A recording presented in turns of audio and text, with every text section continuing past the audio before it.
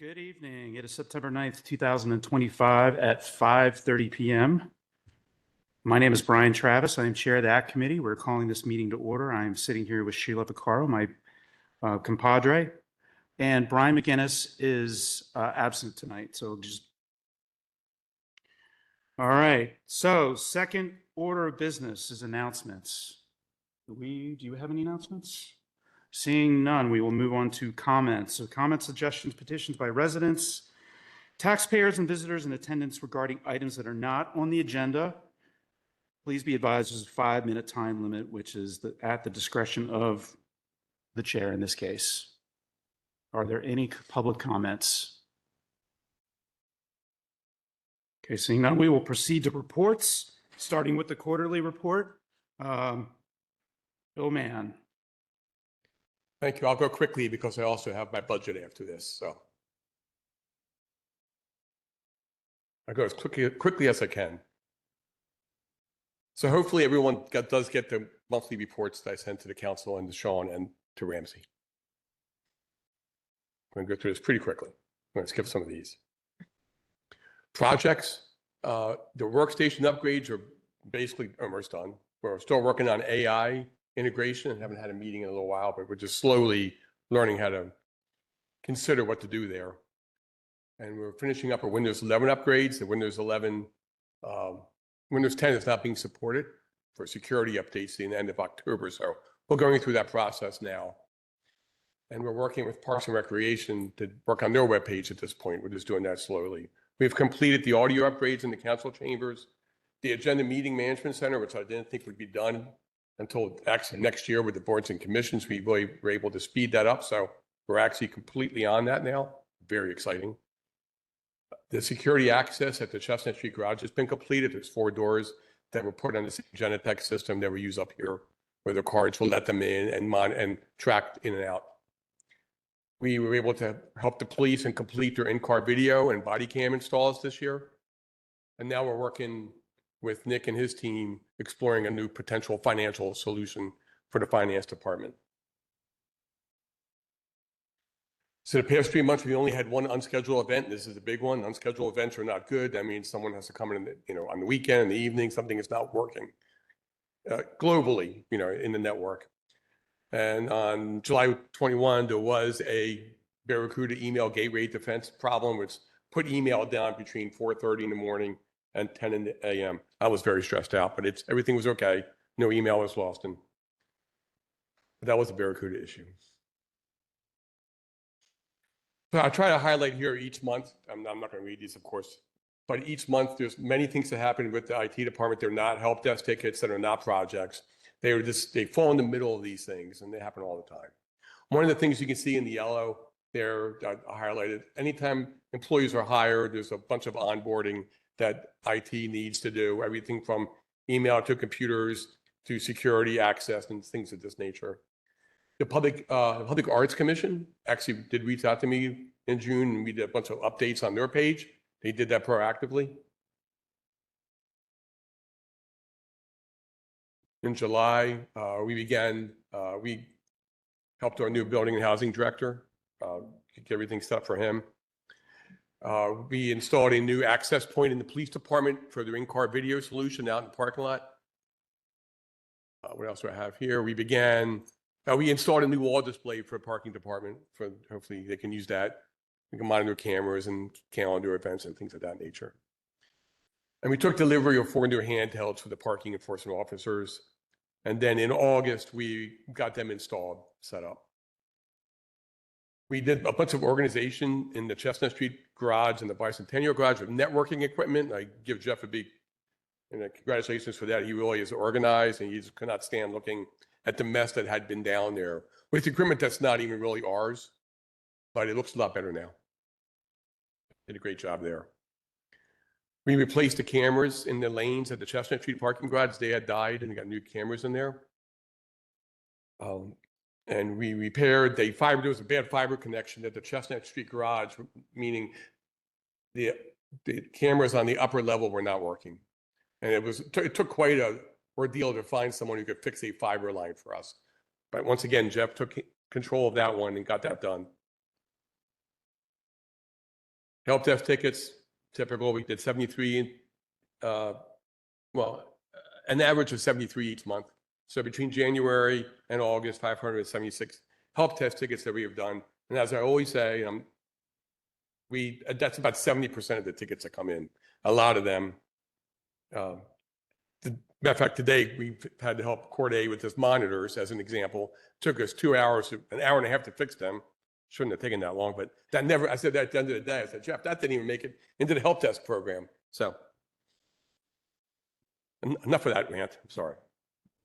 We are working on updating our cybersecurity policies. I'm working with the borough manager on getting these finalized. Just covering some more details with cybersecurity. Cybersecurity solutions, this is January through August. Let's go through these real fast. This stuff's important because it is what's protecting our organization. The first one is 556 automated responses. That means the system stopped them before they came in, before they landed in inboxes. But Jeff and I always double check those because sometimes there can be email that's still out there that did not get pulled back. So you do that. And incident response is my favorite. I always say this. That's 388 for the first basically 8 months of the year. And that's employees reporting unwanted and suspicious messages. No account takeover attempts. We did 8 phishing campaigns through the year so far. And then we have continual meetings and training, Jeff and I, and we're preparing for Cybersecurity Awareness Month in October. Much more on that later. We continue to put out the Cybersecurity Friday newsletter. It's a big hit. I must say so myself. And now there's the audio version, Apple Podcasts. Sign up today. It's only about 8 to 10 minutes long, but you can learn a lot in 8 and 10 minutes. It's a very popular podcast, I'm saying. It's also available on YouTube. I'll skip the Cybersecurity Daily. What was that one? What was that slide? Let me see. We try to do as much training as we can, given time restraints. So these are some of the different webinars and trainings we attended through those 3 months. I think I said several months ago, Nicole had asked how much interaction is there with our recordings and streaming. And so now we're tracking that. We probably should have been doing that all along. I'm always amazed at how popular some of our meetings are. The top one is Facebook. And that is not just watching it live. When a video is on Facebook, it's available to watch in the past, a meeting that already occurred. And then the YouTube, of course, they all get posted the next day. And that's the numbers as of now. And you can see at the bottom, in the Planning Commission, or even, we started doing those really in June. And you can see we get some hits on that too. So I think it's a good service. The 2025 budget is performing as expected. We should not be over budget in any general line item, I hope. We're working, and we're going to talk about this next, on our 2026 budget. And as I said, Cybersecurity Awareness Month in October, prepared for every day. There's going to be exciting emails and educational opportunities. And each Friday's newsletter will cover a whole theme that week. And you can see the themes are using strong passwords, using a password manager, turning on multi-factor authentication, recognizing and reporting scams, and updating your software. We're going to cover all of that through October. Cannot wait. Maybe it's just me. I don't know. Any questions on the quarterly report? First of all, thank you for that. I did have a question about the cameras you mentioned that were out in the High Street garage. Is the Bicentennial garage you meant? I think that's the one. There are some cameras, but the ones I mentioned, I believe, were lanes. Oh, Chestnut Street. Okay. How long were they out for? The ones up on the roof, they were probably out for months. That's what I thought. Yeah. Okay, so they're finally fixed? Yes, sir. Okay. It was a fiber problem, and fiber is very expensive, and it's hard to find a technician who can repair them. But I think it was like $1,200 to repair a broken line, a broken tip. That's all it was.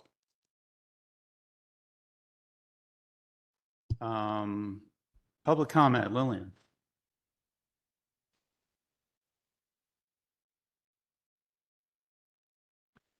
Depending on the environment and when they were manufactured, the ones at the garage, for example, they have been there for, I want to say, going on 13, 15 years. Ernie McNeely was here, and Xavius was the parking director at the time when those cameras went in, and they're not in the best environment. They're actually kind of outside all the time. But those cameras are aging out badly.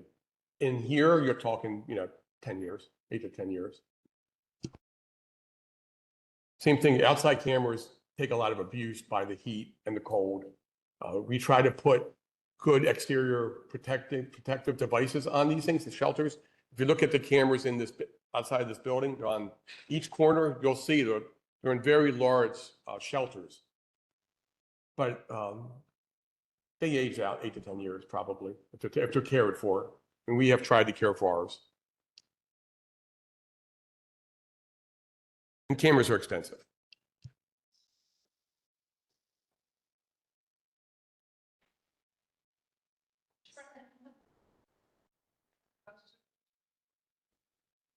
Live long and prosper.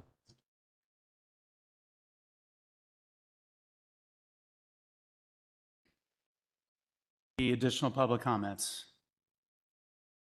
Okay, seeing none, we can move to the preliminary IT budget. Okay, here we go. I'd like to start off with what technology IT department does. Very, very simply, the technology staff provides support to every department and every staff member, regardless of the time of day or what day of the week it is. So we're responsible for all the services, hardware, and most of the software services they use. Cybersecurity has become 40 to 50% of what we do in our departments. So there are some of our core functions. And as I said, with the team of 2 people that we're doing it 24/7 without any additional cost, I think is well done by myself, but especially Jeffrey. When you're young, you have more energy than when you're older. The same. Operations or operations budget, it can be challenging not to increase your budget a lot in operations because for an IT, we have services, software, hardware, communications, contracts, and agreements, which span the entire organization. These costs go up every year. That alone, even without really doing anything new, is going to increase your budget each year. But we work very hard to limit that increase as much as possible. And you can see, I go all the way back to 2020 on those numbers. It really, I think the increase is mild compared when you consider what we do. And stop me whenever you want to, of course. So I have a 7-year timeline here. I'm not going to read the whole timeline here. Oh, we go back one. Okay. This year, let me go to 26. I'm sorry. We're maintaining our services. There's going to be some additional Microsoft costs because their licensing costs, of course, are going up. And there's some additional costs because we really want to begin integrating Copilot AI to some level with some staff as we get a better handle on the benefits of that service. And when you have years like 2020 and 2021, when our operations budget was dramatically reduced, of course, it's going to take a few years to catch up from those kind of reductions. This is my favorite slide in the budget. I just want to talk about, because I talk about cybersecurity a lot, but I just want to talk a little better about our investment in cybersecurity and what it's doing for us. So of course, it's protecting ourselves, our community. We have a lot of data that community's information is in there. And our institutional reputation, when organizations really are struck down, one of the things that actually hurts them, sometimes more than financial, is their reputation in whatever, be it government or in the private sector. So ATP services, that's advanced threat protection. We have an email gateway defense, that's basic email security. Impersonation protection, that's that automated. The system's even using AI now, trying to prevent bad email from landing in inboxes. Incident response, that's the one that employees report messages. IT goes in there, checks it, pulls it out, investigates to see if it went anywhere, if anybody interacted with it. Most of the time they don't. Must be good training. Data inspector is trying to look at our data. This is new and it's still developing, looking for PII, personally identifiable information. Helping us get a good handle on that. Antivirus services, security awareness training. Not only do I do this, but I use their system to put out amazing, scary phishing tests every month. And related to this is our monthly phishing campaigns, classroom or virtual training, our cybersecurity daily and Friday communications. Disaster recovery is very important. We have cloud-to-cloud backup. What that means is all of our Microsoft services, which really don't land on our servers, are being backed up in the middle. So all of our Microsoft services are backed up cloud to cloud. Of course, we have on-premises backup, means there's backup servers here. Ramsey, I'm not done yet. Cloud backup for our servers, our servers are backed up in the cloud. What's an e-discovery? That's Microsoft's backup solution. And this is what we use for Right to Knows and other types of services. And related to this also is, of course, our Microsoft 365 services are backed up. Our servers are backed up to the point that if we had a failure in this building or a major disaster, we could spin up these servers in the cloud and we could relocate to another facility and we would be able to access our services in a fairly short period of time. Online security, we have firewall/VPN, virtual private network appliances at all of our locations, Borough Hall, Public Works, wastewater plants, and both parking garages. And this is how there's one integrated network and everybody's communicating through that. And that's also how the police cars interact with their records management system from their police cars through those VPN appliances. And all these have redundant appliances for critical services. So we have multiple ISP providers and we have multiple firewalls and VPNs. So if one service goes down, we can remain in service. Isn't this good stuff? Okay. Remote support, we use LogMeIn and of course a VPN. And this is what Jeff or I would use to remote into a server if we're not there to work on it, or to remote in and help a police dispatcher at 2 in the morning without having to come in here and do it. So we can really access everything from wherever we are to provide support.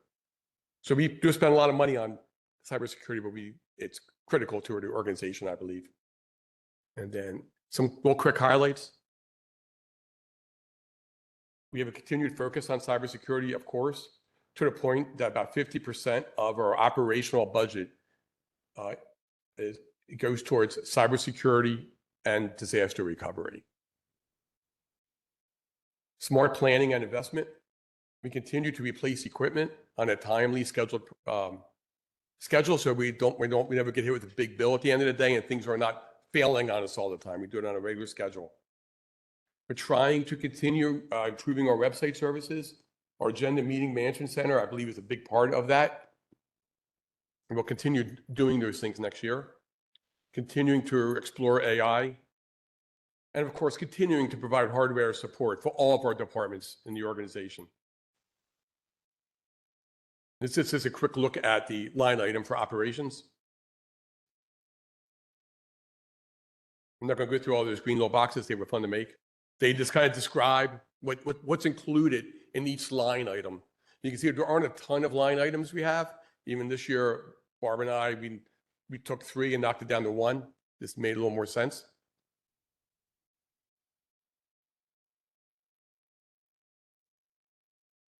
Capital budget.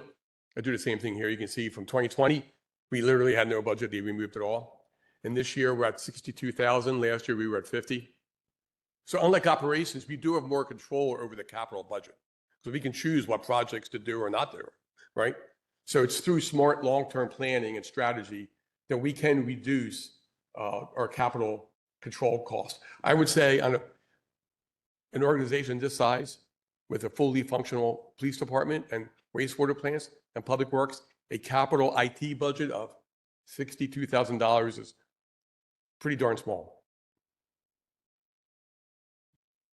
Bill, you're shifting towards renting some of this capital equipment, leasing capital equipment, than outright buying it. That's a big change the last couple of years. That's correct. So like for our host servers, these are host appliances that house all of our servers. Our microphones here, firewalls. We lease these. What they are is like a 3-year lease once in a while, rarely a 5-year lease, with a $1 buyout. So at the end of the lease, we can buy them out for $1 and get more years of service from that. That also increases our warranty, because with that, you get a better warranty as well. So Borough Manager is correct on that one.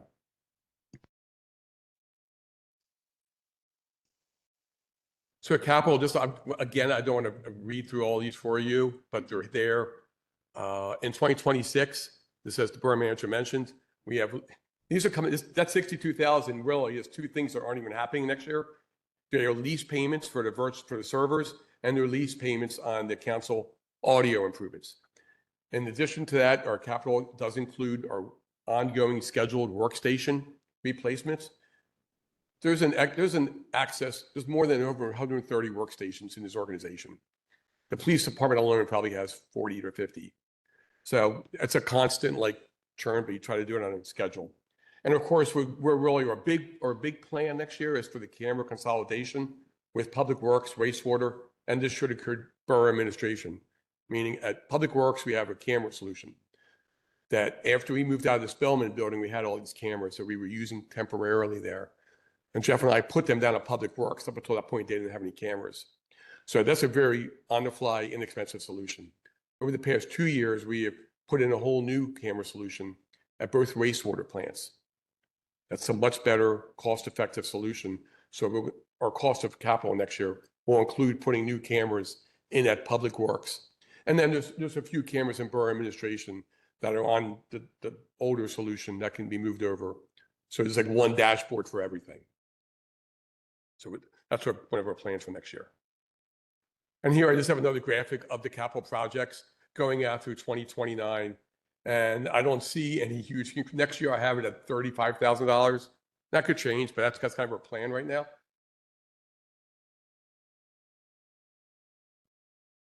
So we were in the process of consolidating, as I said. Well, it looks like it's changed a little bit since you sent it out. Okay, all right. These things are live documents, and things happen. Like last year, I wasn't thinking that we were really going to get into the camera game at Public Works, but that needs to happen, and they need to be on the same solution. As a matter of fact, the police in the next couple of years are going to want to replace the cameras here that they use. And depending on how successful Jeff and I are putting in this solution here, we can probably save tens of thousands of dollars by putting up the police cameras onto this solution, as opposed to paying some huge contract. So this is going to be a good gauge for us over the next year, how we work with these cameras. So that was something else I didn't see a year ago. You roll with the punches, Brian. You're just trying to make sure I'm paying attention. And then real quickly, yes, I believe the capital, smart planning and investment are critical. I'm just kind of lining out here again, breaking out the highlights of the capital budget. And here is the entire budget for the IT for next year, operations and capital, and not salary. And it's sitting at 337, which I thought I had a little, yeah, it's slightly more than last year, it's about $40,000 more than last year. Which again, just with the cost of things is going up, I think that's a good achievement to keep it at that. And I always like to put here some of our partners. I consider these technology partners, how we get things done, how we protect ourselves. And these are the partners that we're using today. And I have here the breakdown. So for example, in operations, advanced threat protection and disaster recovery, it's like $134,000. While our day-to-day operations, including hardware and Microsoft 365, for the entire organization, again, the police department needs a phone. It's coming out of this budget. It's 138. So it really is kind of a 50-50 breakdown. I think it's a smart spending of our money. I always like to have this too. Last year, the IT budget was less than 2%. This includes salary, less than 2% of the borough's general budget. I don't expect that to change next year. I think that's a good investment for what IT is providing. And I'm very proud of how we can maintain our services. I always think you should do more with less, not less with more. I've always tried to spin how I do a management with that thought in mind. And I think that's all I have. Thank you for that initial presentation. I appreciate it. I always get a little nervous when I see the numbers go up, and I know it's early in the planning process, and you did a very thorough job of explaining each line item, I think, to us. So I think it's very thorough, and I appreciate it very much. Do you have any questions? Any Thank you. comments or questions from the public regarding the borough's IT budget proposal? Sean? wanted to add something too, that there are costs that are spread out over departments when we do department-specific software applications. A lot of that stuff is cloud-based at this point. We don't have a lot of on-prem software programs. We do have a few, but there's probably another $200,000 to $250,000, if you want to think of it in terms of dollars, spread across the whole organization that are running data management solutions on top of the infrastructure that Bill and Jeff manage. And that Nick is out finding new partners for us to work with and working inside of those applications. So it's bigger than you think, and we couldn't do our jobs without the machines that help us think. This is a follow-up. Sean's absolutely correct. And the reason I don't include the CODI, that is the police department's records management system. That's not in the IT budget. SmartGov, Cartograph, they're not in the IT budget. So I do not include them because that's not coming out of these line items. That's why they're not there. Bring them anyway. I did have one question. It was regarding the implementation. I don't remember if you said Copilot or Gemini or whatever AI solution you guys were investing in. Do you expect to see any benefit, like cost savings benefit from that investment? And if so, like, could you monetize it, or do you just not know at this point? It's okay if you don't. The monetization at this point, no, I don't know that. But the product for us would be Microsoft's Copilot. And the reason that is because we are a Microsoft 365 shop, I would say. And their integration into all the applications we use, everything from Outlook to Teams to PowerPoint, Excel, Word, is amazing. And saving time, I think, could be one of the biggest things. I always use Will Williams as one of my prime examples. We've just been testing this for a while. He does a lot of grant reading, a lot of research. He works really hard with that, and he has come over several times and said it's really helped him to summarize some of these amazing big documents and get working on it, as opposed to having to do a lot of this himself. So I think it's going to help us, especially when it comes to research and development. But it's a long way. It's not going to be. I don't think it's not going to be the huge game changer I think people think it's going to be. They used to think that, remember, the cloud was the big game changer. I remember when dial-up was the big game changer. But it's going to be important, but we need to be wise about that investment because it doesn't come free. It doesn't come inexpensively. It's many $100s a year per person. So you really need, as a team, when you have a small team, to kind of decide who really needs this, who can benefit it from one of the things like you're talking about, Brian, and go from there. But we're taking our time doing this.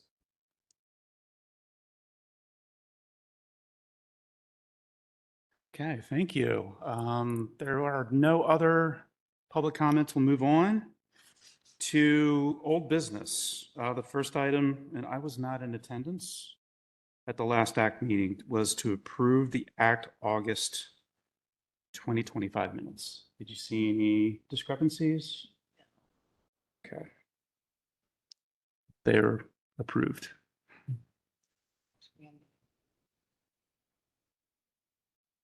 Okay, next item, B, discuss special event procedures for discounted fees. This is something that we've been talking about for quite a long time, and I'm hoping that we can, as we've collected data, we've had conversations over the last several ACT committee meetings, and this topic has been in other committees as well.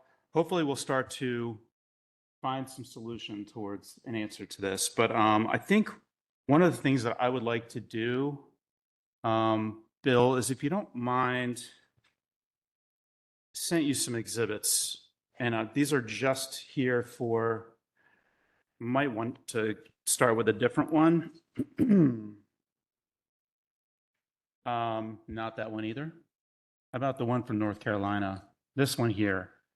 All right, I'm just going to read off the top of this here because I think this is generally what we, at least the folks that believe that we do need to be involved and support some of these events, especially as it comes to, the receiving as mentioned on the second sentence here, basically in-kind support from the city that focus on the character, diversity, and quality of, here it says Wilmington, but I think of that as Westchester, contributing to the quality of life, the local economy, celebrating holidays, raising visibility as a tourist destination or a permanent place to relocate. So it's more than just supporting an event at a point in time with money. It's all this other stuff that comes along with it. And I just want to make sure that we don't lose sight of that. Currently, we have Celebrate Holidays. And if we really think about it, it's Celebrate Holiday. Is one event that we are supporting right now that is not considered a Parks and Rec or borough-sponsored event. It's the Christmas parade. So I think the idea around this discussion, and it has been in this committee, is that we do believe that there is a place for the borough to play a larger role in additional events, either if they're related to culture, arts, education, something along those lines that fits with the personality and the character of Westchester. And it does focus on that idea of quality of life, diversity, so on and so forth. I think there's an opportunity. We just haven't found it yet. I'll pause for a second to see if anybody has any questions just about that opening statement, because I've been a proponent for this for a while, and I'm hoping that we can come to an answer. One of the things that we've been proposing recently is an event fee, a parking fee for major events that happen in town. One of the ideas that I had, and this is not an original idea, but the city of Philadelphia actually has something called the Philadelphia Activity Fund. And they basically fund an account, a fund, and they have a criteria similar to North Carolina's criteria, which we're going to walk through in a second, to support some of the smaller activities that kind of fit within their general criteria, similar to what North Carolina has stated up at the top. Now, most of their contributions are small, somewhere around $500 and $1,000 per organization. But they also go up to $9,000, and that's their cap per organization per year. So most of it's small, but they have opportunities for some larger funding as well. So what we're doing right now is we're basically just gathering a bunch of different data points and trying to see how they fit together, and hopefully they'll start to point to a solution. And I think there is one here. But if we just scroll down a little bit, if we kind of walk through these criteria, this is something that we haven't done before. We've kind of talked at this document, but we haven't actually shown it. And I'm not going to read through all of it. I'm going to summarize it as best as I possibly can. But basically, the first statement here is that organizations that the city recognizes as an appropriate sponsorship, there needs to be some level, something coming back to the city. So some recognition that the city is part of this plan. And we did have those conversations with the Chamber of Commerce, where we would be a named sponsor and we would have some prominence, or either a Westchester seal or logo or something there as part of that, to show that we are actually part of that. The second here, applications have to be nonprofits. I think this is probably something that we already do, or businesses or agencies that are licensed in Pennsylvania or that can properly operate within our locale. Number 3, applicants should provide a comprehensive overview of the description of the event and the event goals. As I mentioned, this could be some of the things that were mentioned above, like celebrating holidays, raising visibility as a tourist destination, focusing on the character and quality of the town. Something has to be stated. Anyway, what we would end up having is some sort of a criteria list like this that would allow us to have some process and control over, how much or what we would fund or which organizations we would choose that would qualify for funding. There's a line up here that I lost it already, but it has the event goals and how effective the event will be evaluated. I think that's really important. So that is another criteria. So it would be sort of a back end, not like a pre-post kind of survey or some sort of a measurement tool to say, how did it go? Did it go as planned? Did you get the benefits that you expected, so on and so forth. So there would be some sort of a measurement aspect to this, which thank you for pointing that out. I actually think it's the last item on this too, so it's mentioned in a couple places. But generally, it follows through what we started months ago, which was a list of 6 questions, that would basically qualify for discounted fee or some sort of subsidy of costs that we've discussed, which included economic impact of the business district, something about event attendance, so the size might determine, and something about whether or not this is a non-sponsored borough community-wide event. I'm not sure. I mean, I think that would have to be that would have to be where they would qualify, because otherwise it would just be a borough-sponsored event.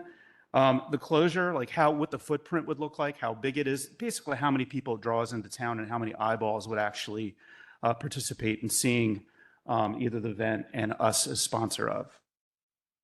So in other words, taking some credit for the promotional aspect of it, as well as the yeah, lost my train of thought. And then how much assistance, how much manpower, how much work would be involved.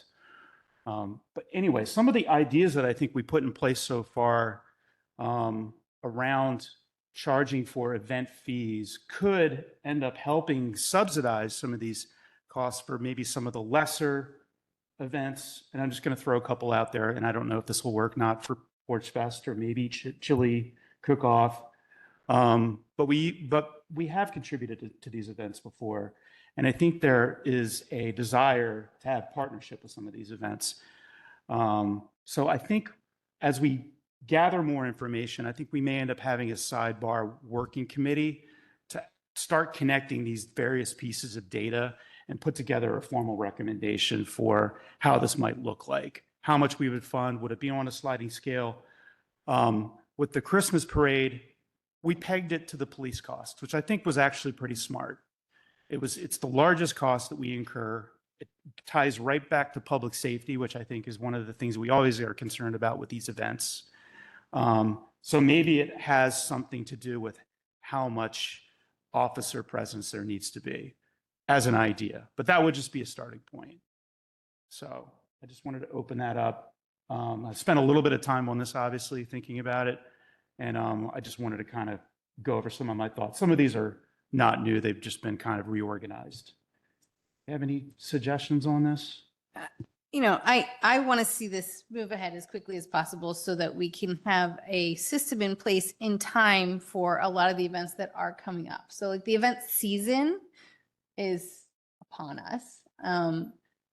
And I know that the timing is going to be what it needs to be, but I'm going to work as hard as I possibly can to get this clear and spelled out so that it can be followed. And then with the various decisions we're going to make, we're moving ahead with the parking decisions. We need to include everybody in these conversations, and we need to get this on paper and solidified so that we can really start funding these events that are really meaningful to this community.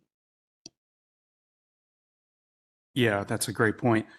If we just, okay, so yeah, so this is the remaining criteria. So just real quickly to go over this, this is just an example, but something that we may use as sort of a benchmark or at least a starting point. Multiple funding sources. So obviously we can't fund the entire event. It has to have sponsors. We would just be a contributing sponsor or a contributing fund provider. Applicants have to describe their percentage of funds that would be expended within the city limits. So we want some of this, if we're going to invest in, we want to see some of this money come back, either in our doors as businesses or back into the community somehow. And we could have a requirement that would have the organizations try to break that out as much as possible. It's probably not going to be perfect every time, but anyway, going through the motions, I think, and completing an application that says this amount is going to come back to the borough, the surrounding area, maybe the county, we don't know. And then city council's focus areas. This is something we actually need to think about. So we would, if we were going to sponsor something, we would want that to have some sort of alignment. And that's a discussion we haven't had yet. It might go back to our 10-year master plan or the next one that we have to do, which would be next year. So those are just some things to kind of step through and think about. Events shall be open to the public, so no closed circuit events. We wouldn't close it off to anyone. Up on the Roof is coming up. That's a closed event. It's a ticketed event, and it's by invite. I guess anybody could buy a ticket, but this wouldn't be something I think that would qualify as a open to the public type event, whereas a parade might be. Applicant must demonstrate a well-planned, safe event. So going back to public safety, that's something that we would have, I think, if we were to put a list of criteria together, we would want to see something like that. Bill, there was another exhibit that just had, yes, if you can click down a little bit on this one. So this is something that John O'Brien shared to us. Keep going. And this has been some useful data, not perfect again, but directional. So, and I know these numbers are tiny, but it basically has 4 of our, what I would call our signature events that we have in town. Some of them borough events through Parks and Rec, and some of them sponsored events that we have in town as well. And the size of them. So visits would be one thing. So obviously the Westchester Christmas Parade, 22,000 plus. That's our largest event. That's the one that we've been discussing the most, and we've had to make a decision on already. And then followed by the Gay Street Open Air Market, which has 15K participants, and the Restaurant Festival, and then lastly the Chili Cook-Off, which numbers look really low. So I'm not sure whether weather might have had an effect on that. I don't know, but I would want to look at past years on that too. But these are the largest events that we have. So these would be the ones that we would probably focus on if we were to create some subsidy that are downtown and that we would close roads for. I just want to clarify that the Gay Street Open Air Market here is the Christmas market. Yes, in this case it is. It's December 14th. The other large scale event that we have is Porch Fest. And so if you were looking at costs alone, Porch Fest, you might have Barb's attachment on a different, there we go. Can you blow that up? So if we just look at these in terms of costs, Porch Fest is the 5th one down on the left at $14,525.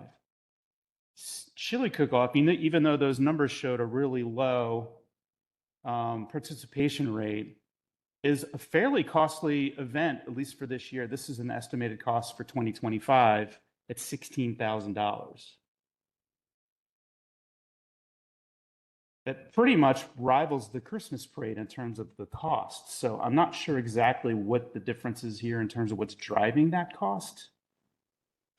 I think we're talking about similar police needs and cleanup. But a smaller footprint. So footprint is one of our criteria for thinking about, complexity, or it might not be. It might just be the costs. It might just come down to like you said, it's similar in terms of the amount of police force that we need, and other costs such as public works. So it's considering the footprint and considering the attendance, it's a fairly costly event for that particular sponsor. It does sort of hurt me to leave Porch Fest out, although I understand from sort of the bids perspective that Porch Fest actually draws customers away from downtown. So like there are things to consider in encouraging various activities and discouraging things. Porch Fest is massive and completely separate from the businesses. Now, are we trying to build community? Are we trying to build connection? Or are we trying to fund our businesses? Those are two different efforts. And I think it's really important to do them both. So this is why I brought up at the very beginning what the city of Wilmington was proposing, which is beyond just the economic aspect of it, but also the focus on the character of the town, diversity, quality, contributing to the quality of life, the economy, as mentioned before, holidays, raising visibility as a tourism destination and a place to. So it does allow for culture and arts, not just the downtown business area. So we might want to rethink whether or not we just restrict it to, is it driving an economic benefit, or is there some other benefit that's non-economic that might come back to us later? I think there's a huge benefit to having these activities, whether it's Porch Fest, which is massive, or a little run.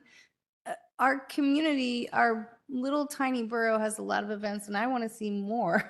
I think it's really part of who we are. It's always been part of who we are. And, I've been here since 1978, and that Halloween parade was there, and it's still there, and it's awesome. And it gets weird and things change, but it's there. And that's a thread that carries through for all sorts of people. And it's really important to have these things.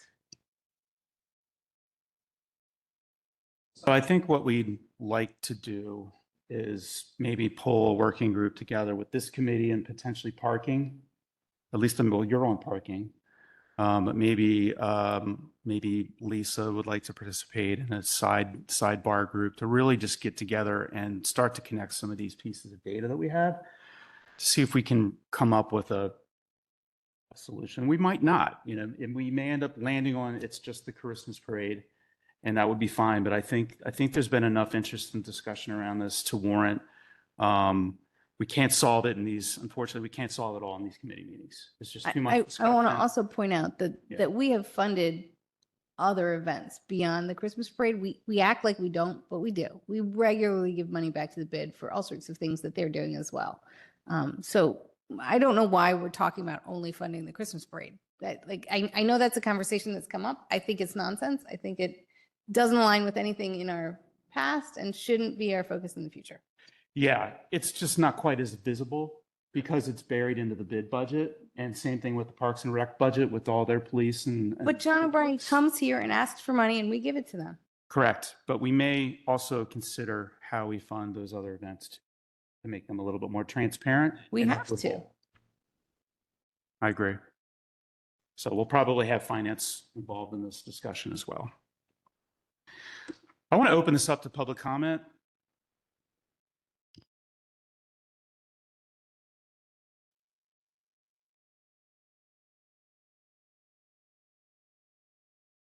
Thank you. Ooh, the sun is bright. So I felt like everything on that North Carolina list, which by the way, have you sent that out? I think all the council should have it because I think it was spot on to everything that we want here in the borough, all of the things, making sure that it's being sponsored on many different levels, making sure it's fiscally sound, all of the things which are important to the borough, making sure we have nomenclature saying we're sponsoring them. I think it was really a thorough and accurate list. I also feel like this discussion is, in my view, strictly my view, is going on unnecessarily. And I say that because many of those events up there don't even meet the criteria of the list that you said. Some of them are not necessarily nonprofits. They're, not Porch Fest, but Chili Cook-Off, for instance, has totally changed its trajectory. It was run by, I think, the Rotary Club. Now it's run by a business, and the numbers, they contained it specifically and purposefully so that they could manage it. That was the problem before. It got unmanageable by Rotary because it had gotten so large. And so they're slowly building up. Some of those lists, which are not there now, were not the list, but the list of events, are localized and for a specific target audience or require entrance fees, so they're not free and accessible to the total public. You know, they're niche things. If you're not a walker or a runner or any of those things, you're not interested in participating. You may, if it benefits the, Which on the list weren't, well, are- there's a couple of walks. this list right here And is events. not, okay. If we're talking about this list, I thought we were talking about the list, there were like 5 events that we were focusing Yeah, on. there's 2 or 3 different walks. One is, I thought you were referring to this list. This list is public no, I'm events. referring to the other list. Yeah. I'm Sorry. Yeah, I'm referring to the other list. That list.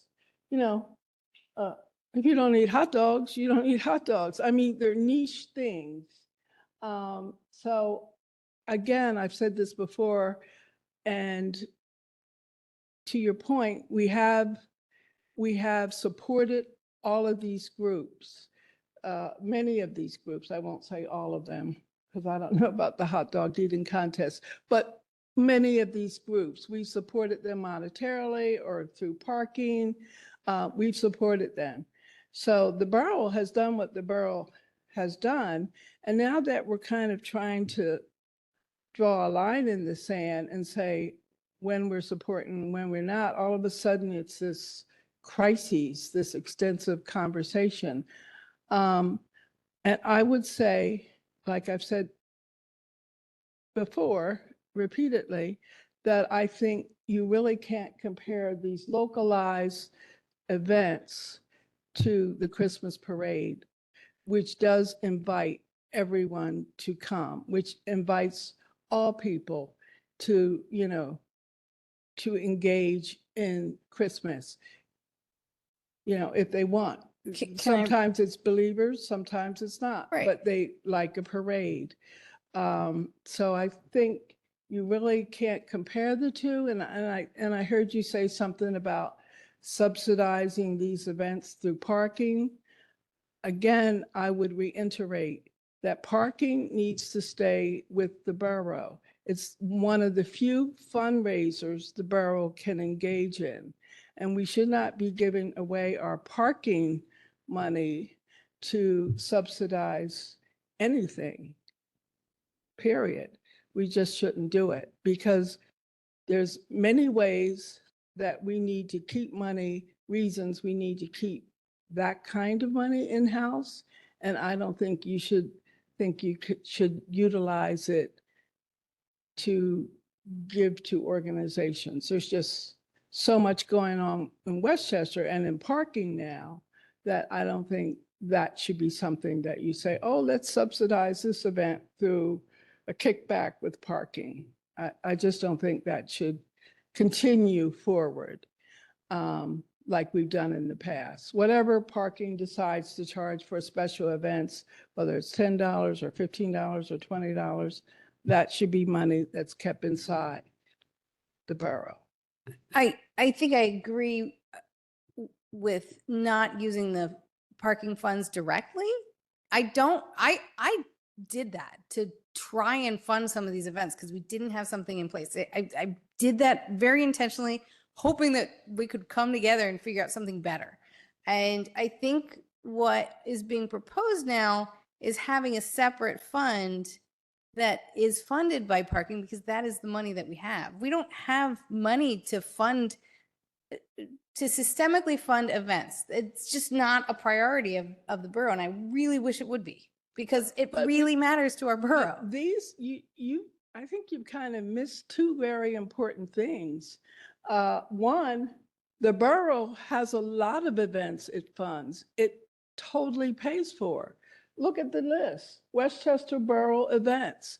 Its list is as long as special events. So we do supply events to and for the borough. So for us to turn around and say that we should also engage in subsidizing outside events. This list has St. Agnes on it. Yeah, It has Right. To the Porch right. Fest on it? I'm talking about the list to the right, Westchester Borough events. These are all events sponsored by and paid for in its entirety, the Westchester Borough. Count them. There are as many there as they are on the other side of special events. So Westchester is doing its part to provide events for the people of Westchester, and they're free events. So. How do you this feel other- about the bid events? What? How do you feel about bid sponsored events? How do I feel about? They're not that list. They're separate. The bid of Chris Kindle Market, which is actually not on this list. It Is is it? on the list. It's right there. It's There it is. $8,000. Okay, so it's on the non-Westchester event. So, but what's your point? So you're ready to just drop that because No, I it's- didn't say that. First of all, you're not going to fund it. well, first of all, we fund the bid. How much money do we give to the bid a year? The bid is paid How for, much money do we give to the bid a year? I don't so- know offhand. Well, how much money do we give to the bid a year? 185 maybe? Maybe. $185,000. Don't quote me on that. I think that's ballpark. Okay, so Westchester helps to support the bid to the tune of approximately $185,000. And the bid So comes I've before not- us over and over asking for money and we give it to them.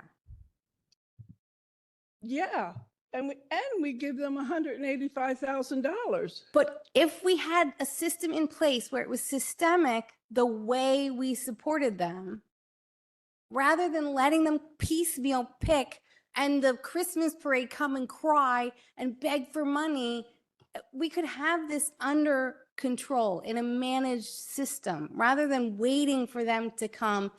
Porch Fest has been all over the place, demanding things, not getting stuff, getting stuff, saying they're going to not have it. This has to be much better organized. That's all we're trying to do. These are just thoughts. I'm not making any firm recommendations for anything right now. I'm trying to provide some information so that we can make a sound decision. And I am also, I'm trying to provide information. What is your recommendation? So what I am saying, and I have continued to say, is that we have plenty of Westchester-sponsored events.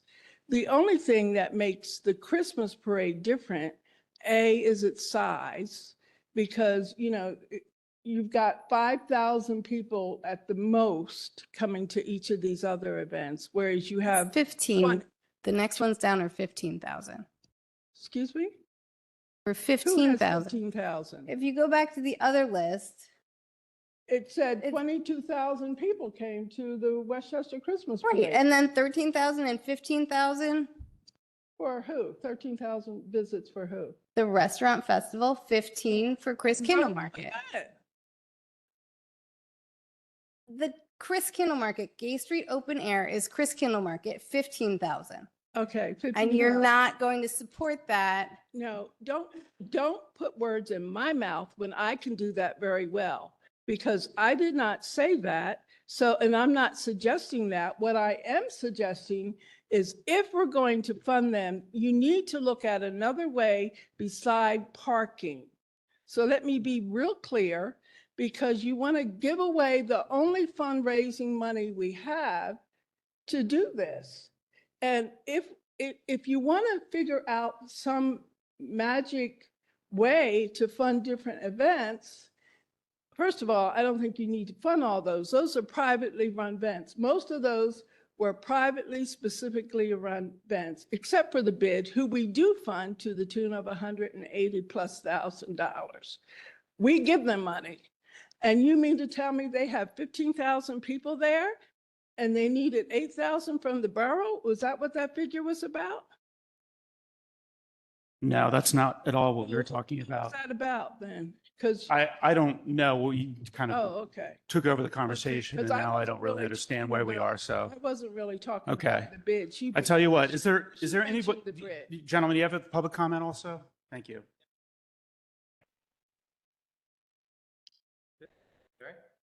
Oh, yeah, I'm right. Okay. So I'm with the cook-off. I'm with F4. Recognized you, yes. That's Derek. why I wanted to hear from you. Yeah, I appreciate it. So we had 11,000 last year, not 4,000. Thought it was low. Yeah. And this isn't perfect information, but still 11 is kind of a low turnout for the cost of your event. Well, yeah, it was our first year because the Rotary had stepped aside and we took it over. And we're not a business, by the way. We're a nonprofit organization. We reimagined the event. That's okay. No, Fiorenza's Food for Friends is a nonprofit that feeds the homeless. So we've been feeding the homeless for 18 years. We last year fed 1.8 million meals to those in Chester County that are in need. And we have about 70,000 people in our county that need food. Pause for just a second. Sure. This is exactly what I was mentioning before about putting money back into the community. So you're making my point for me. I appreciate that. Continue. Yeah, and I don't want to grandstand. I just want to say that the assistance that we received, last year we got some money from parking, offset our costs. So for every dollar that we don't have to spend on event fees, we can feed 12 meals, 12.7 meals to be exact. 15. Considering bumping up the parking event fee from $10 to $20.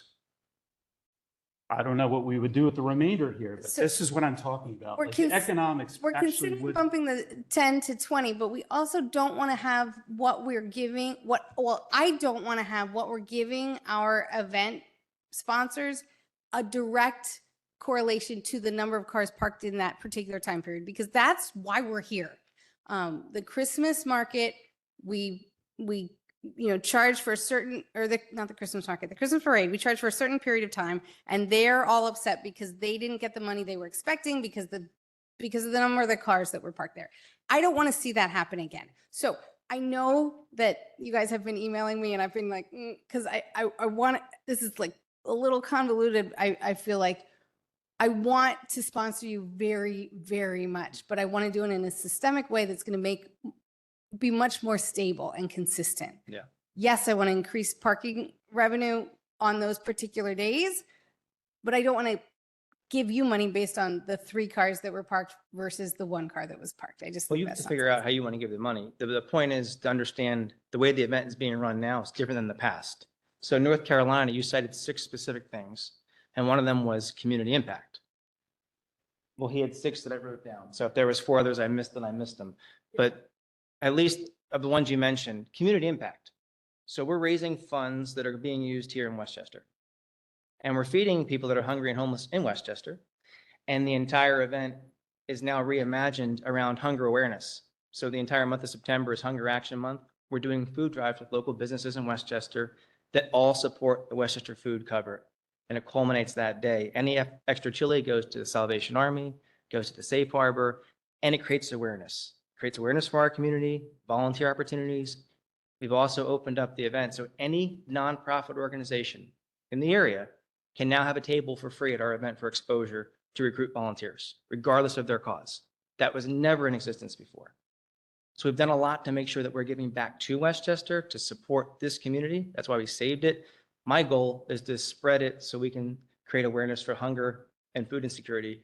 There's people tonight that are vulnerable and food insecure. They have mental issues. They've had physical issues. They've had job loss. They can't speak for themselves. That's why I'm here. And I'll die someday, and hopefully this continues on, but we need to take care of those that are vulnerable. This is a way to directly do it because that's going right back to the people. I appreciate that. And I mean, one of the things that besides Wilmington, North Carolina, do to align with their values and sponsor some of these events that are run by nonprofits, usually come back to the community. The formal criteria that are consistent across are 8: community benefit, economic impact, alignment with city goals, which I've just talked about, nonprofit and local sponsorship, financial responsibility, which is on the onus of the sponsor and the person basically that's making the application for this, safety and logistics, which we've talked about, track record and accountability, which is what Sheila was focused on. Did this event have its intended consequence, or did it have its intended goal? And then we would need to determine, this is the hard part, funding limits and budget and frequency. So some of these application process from other municipalities that have done this successfully. We'll do an application process. But the application will last for 2 years, and then it will renew or it might go to somebody else. So it's a competitive process to apply for sponsorship dollars. One of the biggest criteria is filling out the application. Some people can't do it, or they won't be able to fulfill it, or they'll make up something and we'll ask questions and we'll poke holes in it. So part of this is going to require a vetting process, which can be subjective, but we'll make it as objective as we possibly can as we're going through this process. You are not going to make it for this particular Chili Fest, but maybe, hopefully, if we continue this discussion, we do our diligence, we'll have a good system in place, as Sheila mentioned, to make it equitable, fair, and encompass more than just what the downtown business and economic benefit, but some of these other things too, like community benefit, so on and so forth. So So what do you mean? That last year we did get some revenue from parking, this year we will not? Is that what you're saying? I don't think you did get revenue last We year. did, yep. So you must have squeaked in because we shut all that down before. Yeah, so we've been giving parking revenue based on the cars parked. And this is a parking committee issue. We're trying to find the process for. Stay, because Yeah. there's another, no, whether we're giving the money or not is not the parking committee necessarily. So it's going to be really messy until we get this all straightened out, and I apologize for that. But Well, I would just ask you to please consider offsetting some of the costs because it'll feed the people in our community directly. That's who it helps. Thank you. So more efficient. Think about it. $1 spent, 12 meals. thank you. So I just want to say, one, thank you for doing that and making your organization well known to us, because I've been a judge there both years and didn't realize that's what you do. And one of the things I have done through the mayor's office is support different groups like Porch Fest the first year. And they got about $10,000 worth of free services. But we can waive that application fee when it's through the mayor's office. And I'll be happy to do that at least. If you haven't already put it in. But secondly, again, I will say that parking shouldn't be the resource you use for whatever you're trying to establish. It was $20, it went to $10 one year, and now it's $20 again, I guess you voted on it a couple times, I'm not sure where it is. But it was $20 for several years, and then it became 10, and I think it's at It's 20. inconsistent, and that's what I'm trying to make it be, is It consistent. was inconsistent for 1 year. No, it was inconsistent. It was $20 during the Christmas parade, but Right. not during other In events. different events. Okay. So yes, it should be consistent, but it also should be kept for the borough. And then perhaps set aside a fund to, like I do, I pick a group each year to support, a startup to support. That's what I've tried to do. And as there's been mayor for 4 pushback years. because they get support and then they're angry when they don't get support. But they should be thankful. They should be, And- but they're and- not. But that's Curious. But that's human nature, I guess, to always want more and always to be greedy. But it's not our job as council people and mayors to address their needy or greedy for those who are. But it's our job to, as you're doing, to be a little more judicious in decision-making. And I would suggest that if you're going to decide to, say, set aside funds for you to decide who to support 1 year, and then go on, an upstart group, to help them get their legs, find their land legs, I think that would be the way to do it, as opposed to trying to hit and miss here and there and everywhere, to do a new thing, so that we're creating new events so that they can find their land legs and then go on and support themselves. I don't think that we, as the borough, should be supporting these groups year after year after year after year. That's not our job. Not when we have 10 events that we support free for our citizens. Their job is to figure out their sponsorships. Their job is to figure out covering costs and doing what they're going to do to have the event or another or something else to do. Our job is to take care of the borough and take care of the events that we sponsor. And that's my point. I just feel like and the reason why I supported the Christmas parade, because that's a different animal in a different category all along. But I think that list from North Carolina would be helpful if each of us had a copy. Send it out to everybody. Because there was more than 6 points, wasn't there about? Like 10 on this. Yeah, that's what I thought, 10. Or is it 15? Is that 15?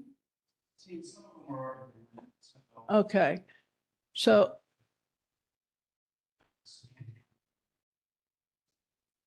But I don't think. And one more statement and I'm done. I just don't feel like we should get into the weeds of all these different events. That's all. Who are good events, and a lot of people come to them, some of them more than others. Some of them are, like I said, are very niche, like the St. Agnes Processional. That's a very niche thing. It's a wonderful event. I've been a part of it, but you know, some of them are very specialized. Thank you. Darrell Cook, taxpayer. Reference number 2, not-for-profits. I'm curious what not-for-profit participates with the market on December 14th? Sorry, say that again. I couldn't hear you. What not-for-profit participates with the open-air market? The bid. The bid. Does the bid receive direct compensation for closing the Gay Street? No. Thank you. I oppose giving Gay Street away and not being rented. Thank you. Thank you. Any other public comment regarding Westchester events and potentially Westchester Borough's stake in some of these events that I believe add character to the borough? Seeing none, we will move on to the motion to schedule a public hearing to adopt Community Campus Committee. This is the Westchester Community Campus Committee to amend Chapter 3-38. And there's an attachment for this, which I believe is an ordinance draft.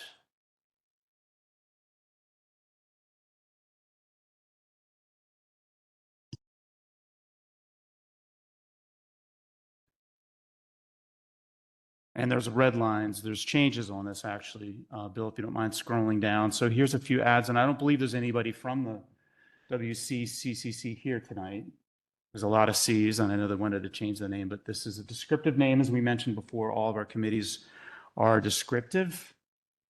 So one of the ads is to promote and encourage cooperation and planning for the, did you go through this before? Did you see any issues with any of this? I actually thought a lot of these were good additions.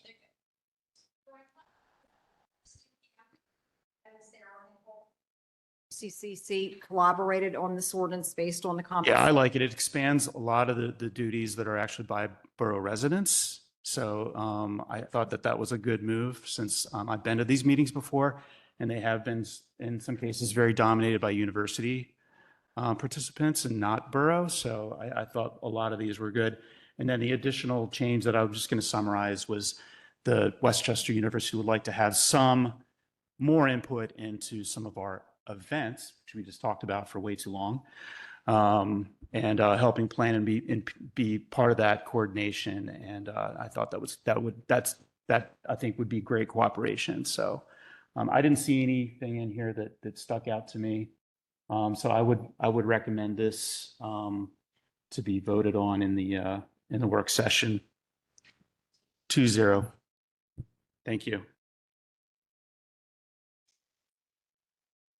The next item is a motion to schedule a public hearing to approve the Comcast agreement. Now, this is something that we talked about at least once, and there was a little confusion about what this actually was initially, but I believe that this has to do with the amount that we actually lease the poles that we have back to communications providers like Verizon and Comcast and so on. Could you just explain that a little bit, Sean? Yeah, according to federal and state legislation, when a company like Comcast or Verizon wants to use public rights of way to distribute its information, to use as a network resource, it has to pay rent to do that. That's the basis of the law. And that cost is passed on to the users of Comcast and Verizon in your monthly bills. There is something I want to clarify with the item on tonight's agenda, that it's not a motion to schedule a public hearing to approve the Comcast agreement. We are currently just begun negotiating the new agreement with Comcast. The motion should read, motion to schedule a public hearing regarding Comcast's past performance under its current franchise agreement for October 15. And that's a box we have to check in this process. We have to have a hearing and invite the public to make comments about what things that Comcast has been doing and not doing.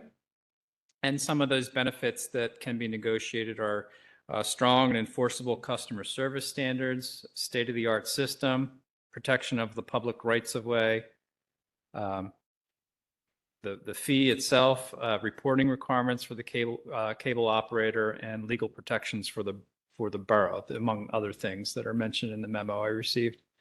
So the motion really is to schedule this hearing so we can check that box and continue on the negotiation process with Comcast, and the agreement with Comcast. The renewal agreement will come probably at some point down the road after maybe 4 or 5 months at the minimum, because we're negotiating as part of a consortium of, I believe now it's 14 municipalities since we joined in Chester County. Any issues? All right, 2-0 for the motion to for the public hearing to not approve the agreement, but to negotiate the agreement. Yes, to discuss. Any new business? Any other business? Darrell Cook, taxpayer. When is the university master plan meeting? Thank you. I believe it's been postponed. I don't think we have the new date, unless you do, Sean, if you've heard something recent. Been scheduled yet, but the applicant has extended the deadline for the borough to open that conditional use hearing to the end of November of this year. So sometime before November 30, we have to open that hearing. Okay. Any other business? Okay, seeing none, we are adjourned at 6:48.